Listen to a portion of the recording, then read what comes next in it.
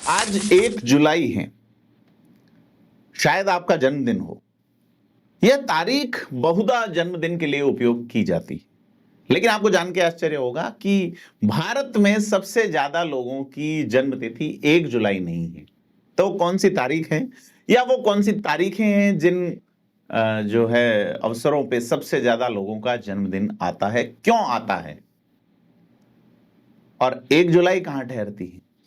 नमस्कार, मैं प्रदीप हूं, आप थिंक 360 देख रहे हैं और आज हम बात करेंगे कि 1 जुलाई को ही जन्मतिथि क्यों लिखी जाती है, या 1 जुलाई को कितने लोगों की जन्मतिथि।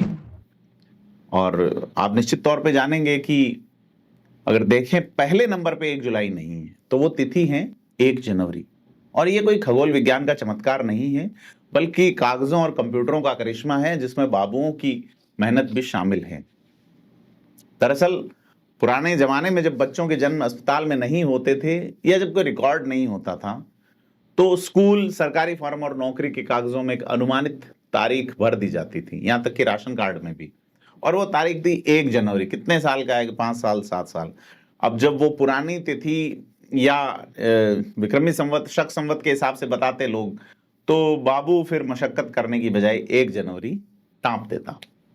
सरकारी सॉफ्टवेयर, स्कूल एडमिशन फॉर्म और वोटर लिस्ट।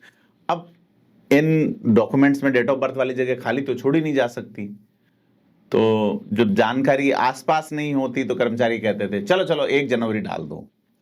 और देखते ही देखते 1 करोड़ से अधिक भारतीयों की जन्मतिथि जो है वो 1 जनवरी हो गई। अब अगर बात करें कि दूसरी सबसे बड़ी तारीख कौन सी है, तो दूसरी सबसे बड़ी तारीख वही है जो हमने सबसे पहले कही, यानी आज वाली तारीख, यानी कि 1 जुलाई। अब 1 जुलाई को क्यों यह तारीख होती है, तो पुराने जमाने में सरकारी स्कूलों में एडमिशन लेने की आखिरी तारीख 30 जून थी। जिन बच्चों की उम्र तय करनी मुश्किल थी, उनकी जन्मतिथि डाल दी जाती थी, और जुलाई महीने तक एडमिशन चलते थे, जून जुलाई में, तो फिर 1 जुलाई तारीख डाल दी जाती थी। कितने ही बच्चों की उम्र बस कागजों में जुलाई शुरू होते ही बढ़ जाती थी, आप सोचिए।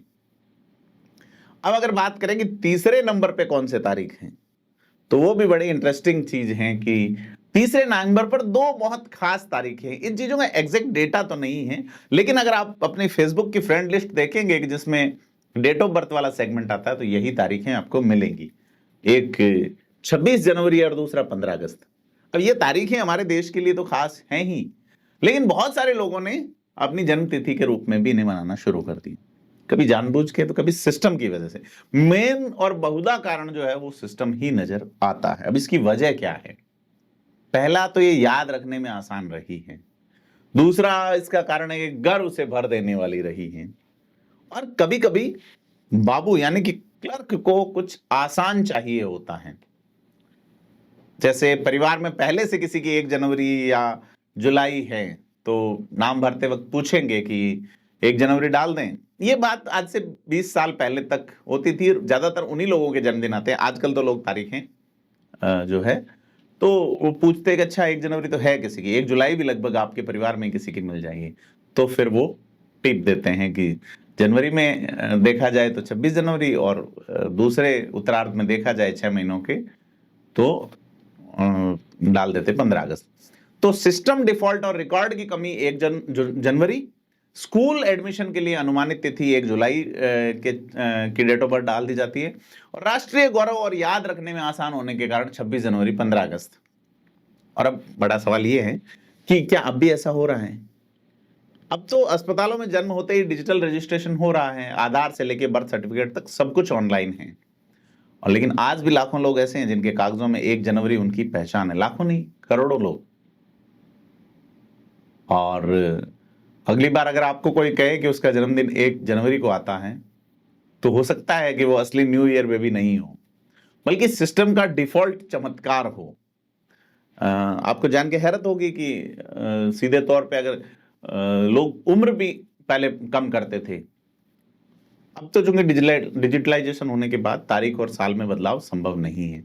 तो आप ये बताइए, क्या आपकी या किसी जानने वाले की भी ऐसी ही तारीख है, और आपकी कहानी क्या है जन्मदिन की तारीख अगर बदली गई है तो हमें कमेंट करके बताएं। और वीडियो को लाइक शेयर करें। धन्यवाद।